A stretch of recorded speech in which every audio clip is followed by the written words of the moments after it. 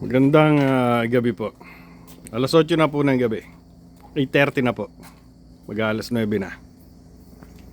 Nandito po kami sa likod at magha-harvest po ng...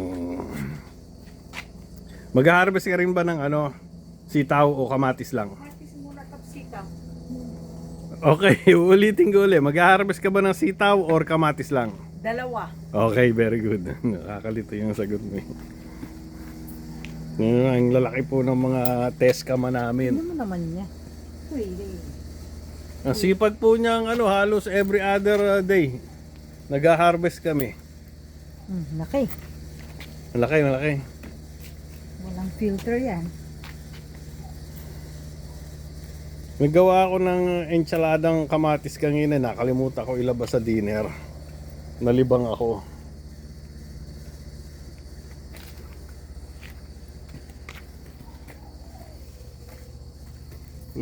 Tatlo lang, puno na yung lalagyan.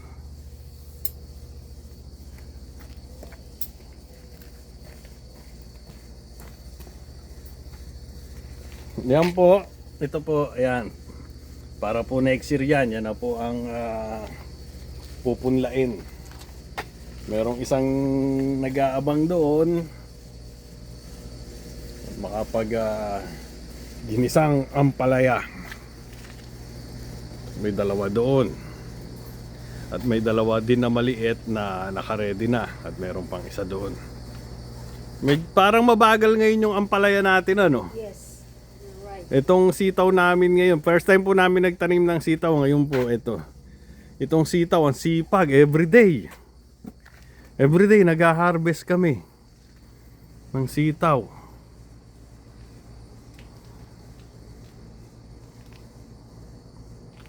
Ang sipag niya.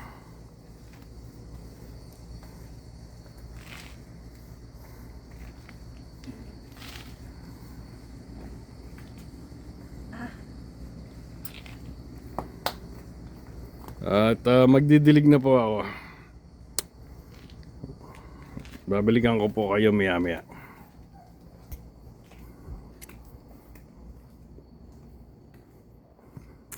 Yun pong aming mga apple. Siguro mga 2 months pa to. Ayan.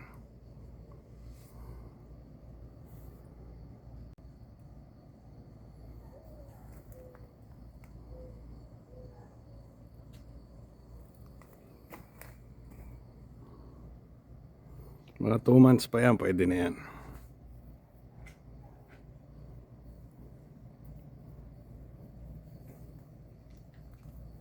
Yung pong aming fig ay nakaani na po kami ng dalawa. Naka-harvest na ng dalawa. Ang tamis, ang sarap.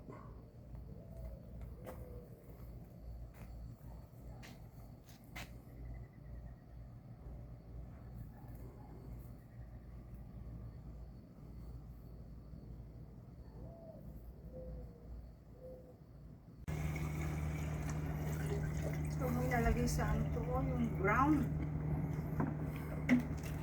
Yan ang rich in nutrients. Oh, really? Yan ang mataas ang nitrogen. What's your basis on that? Pinag-aralan ko yan nung nasa UP ako. UP? Anong UP ka? Diliman. Hindi ba nakita? UP ka Diliman ka? Hindi ba nakita yung UP ka Diliman? diploma ko doon, yung certificate ko. Oo. Sinama ko doon sa mga para mapagkamalang ikaw.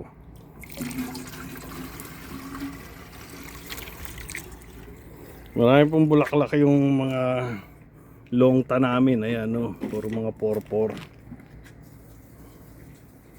Yung nakailang ani na rin po kami ng talong, pero hindi po siya masyadong marami ngayon. Hindi katulad nung last year. Yan po mga sibuyas namin. Diyan po kami kumukuha ng onion leeks. Tsaka sa wingko. Nakailang kuha na rin po kami ng talbos ng kamote. Yan, sinama po namin sa sinigang. Kahapon, sinigang. May talbos ng kamote.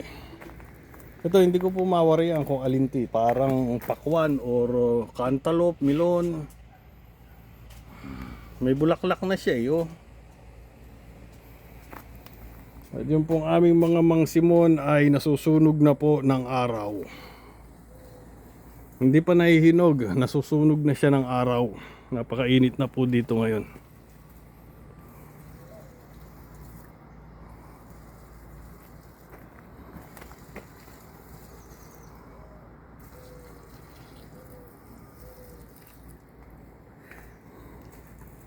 Tapos na ako doon, yan na lang ang natitira. Diyan, ito na lang natitira.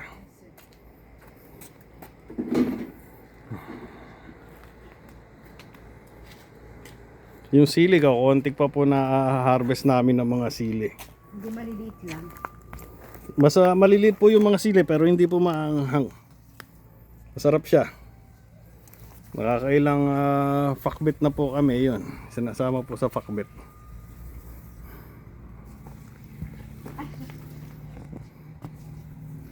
Yung ibang talong maliliit ayun, no.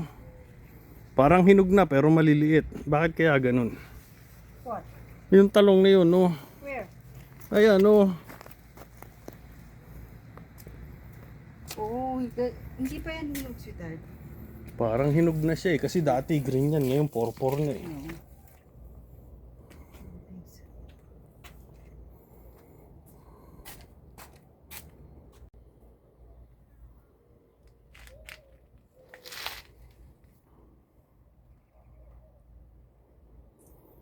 Itong aming mga tubig ulan, rainwater ay mauubos na. Nakalas ko na po yung ibang mga pipe, mga ano ko, connector. Ayan, empty na po yan lahat. Ito po, ayan, puro mga ano na laman kung ano-ano.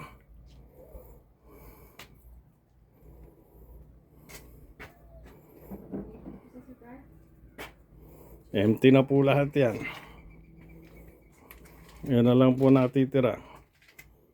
Kung pagsasama-samahin nyo, baka kalahating drum na lang. Kalahating barrels na lang. Kalahating barrel na lang natitira. May tubig. Yun, empty na rin lahat yun.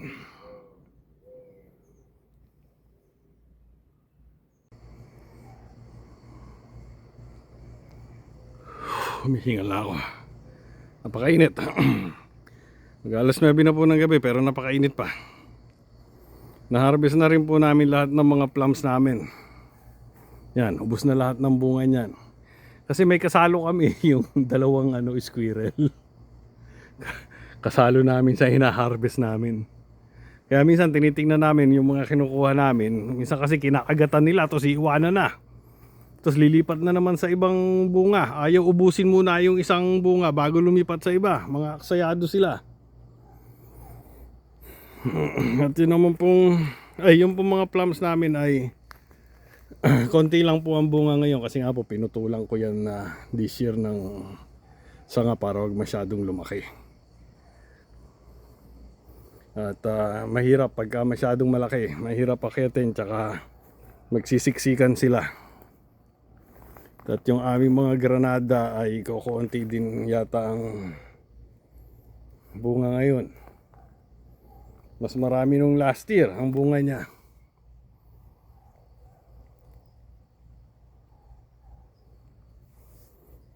Nung last year halos lumayloy na yung sanga niya sa dami ng bunga niya eh. Mukhang nagpapahinga siya ngayon.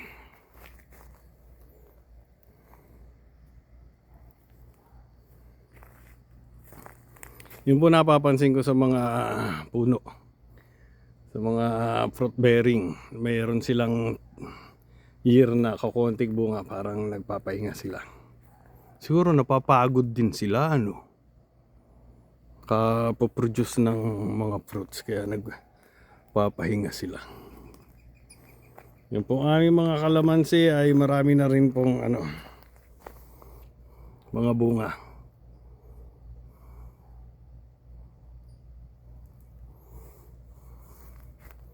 Mga pa yan, mga 2 months pa siguro, baka kasabay nung apple.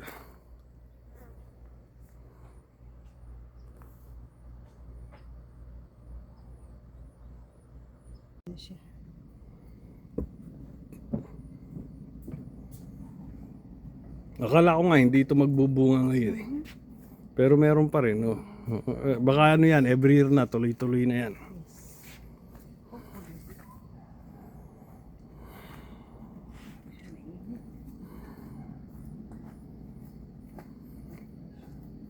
Nadiligan ko na yan. Lulunurin mo na naman yung mga halaman.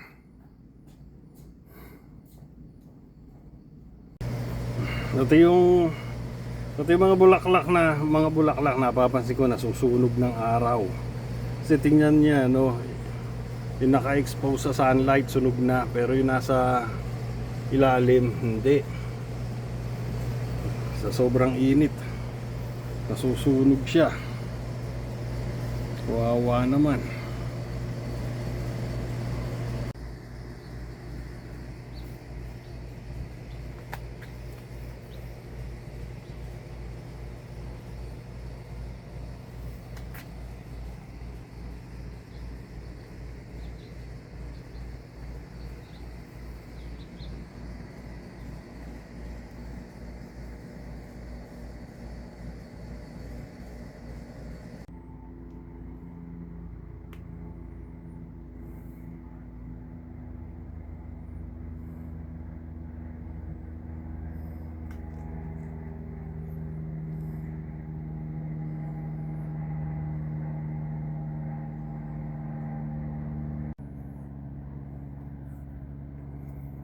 Ito, expose siya sa araw eh. Kaya tingnan nyo yung nangyayari, oh. Naluluto. Nasusunog. At yung pong aming mandarin ay marami po siyang bunga ngayon. Mga ano pa to, mga December. Last year, kukuntik bunga niya, tila 38 lang eh. Nagpahinga siya last year, pero ngayon ang kapal niya, oh.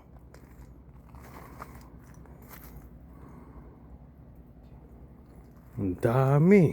Buong paligid po yan. Ang dami niyang bunga.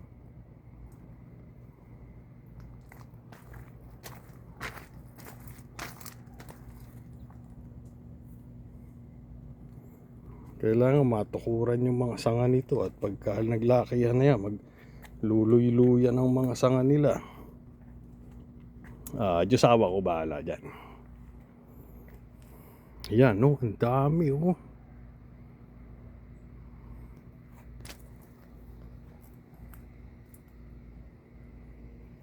Buong paligid.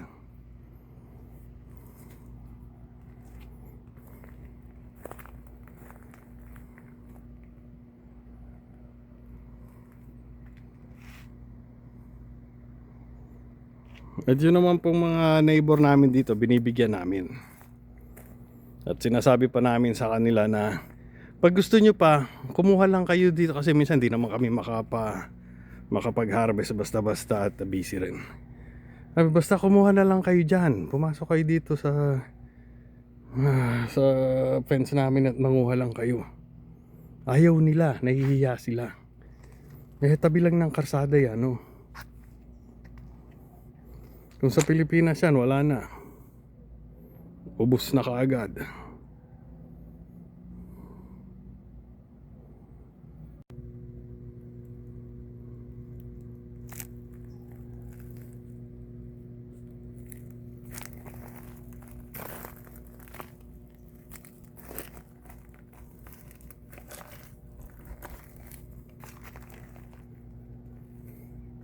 Nasa likuran po yung ginawa kong garden, wishing well na yan. Sumikip na dun sa likod, inilipat ko dito sa harapan.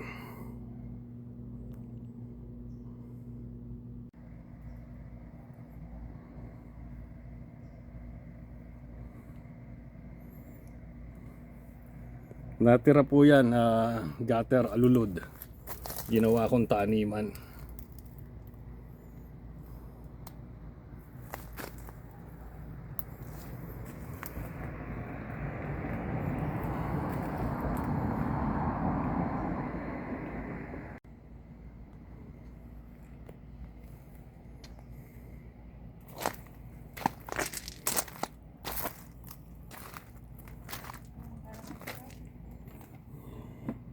Gusto mo bang umikot? Sandali lang. Nagyaya pong umikot ang josawa ko. Sabi ko, umikot lang eh. Ba't nga? Ay, yahin pa akong takot-takot na nga ang pawis ko. Yan po, sabitan po yan ng mga kaserola sa mga Italian. Ginawa akong sabitan ng halaman. Marami po kayo makikita niyan sa mga kitchen ng mga Italian. Diyan po sila nagsasabit ng mga kaserola.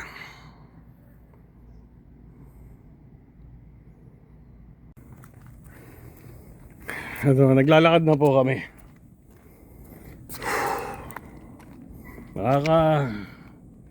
Nakakatatlong ikot na po kami. So mga 1 mile na yon, mga 1.6 kilometers. Tingnan nyo naman yung ano, yung bonggang bilya nila, ayan ha. Sagad na pala yun.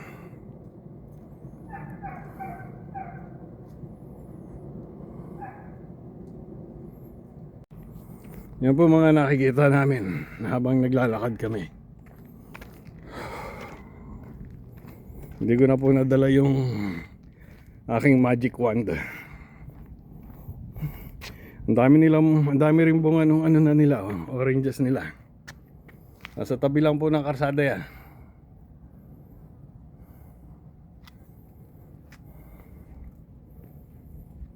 American calamansi.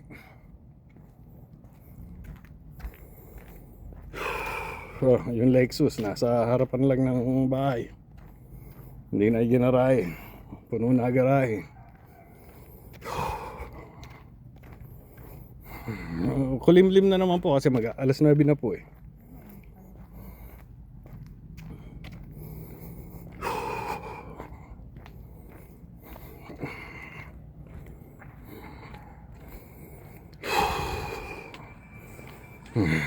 Ayan o.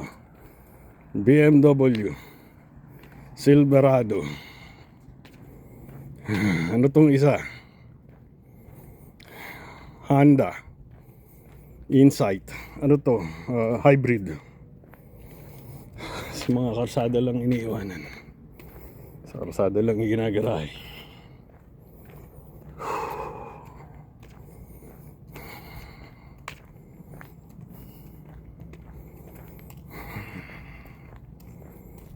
Malapit ng dumilim. Mga 2 ikot pa po kami at uuwi na po kami. Ito naman po yung isa dito na ano, may tanim siyang grapes. Yan, grapes po yan. Marami ng bunga nakatago sa loob.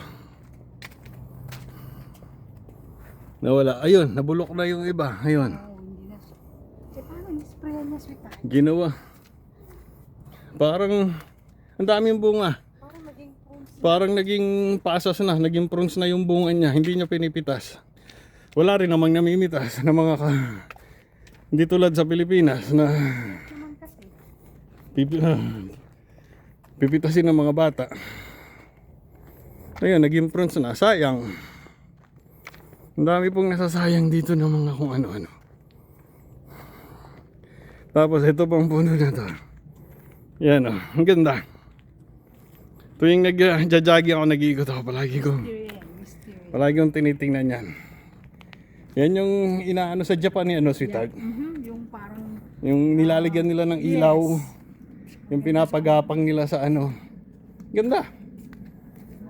Russian po ang may-ari niya. ang bulaklak yung parang ano ata purple Purple o white. or pink. Ito, ang sarap lagyan ng Christmas lights niya, no? At papauwi na po kami. Ito pa po ang isang ano, nasa tabing karsada lang. Mga oranges, ang dami na rin bunga. Yung rosemary nila dito. Yun o. Yung rosemary yan. Para sa lechon, tsaka sa turkey, tsaka sa chicken. Iniwanan na naman ako ng aking josawa.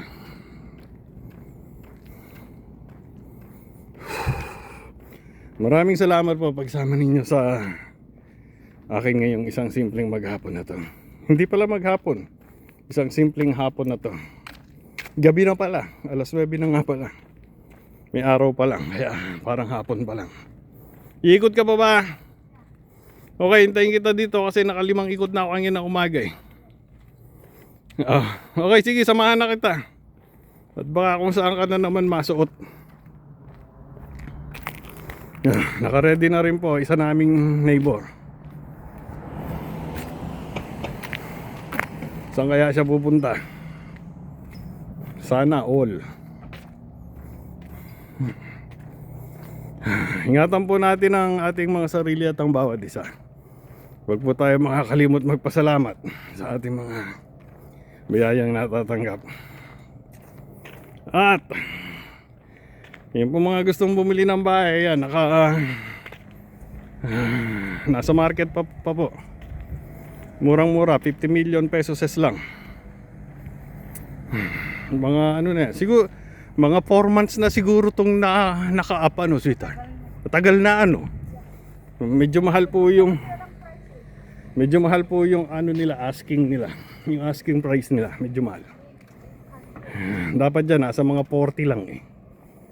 And 40 million pesos nakita namin sa ano, na-convert namin 50 million pesos ang gusto nila. Sa dollars po yun ha. Kaya medyo malaki. Okay, mabuhay po tayong lahat. Isang ikot pa po kami bago po kami umuwi.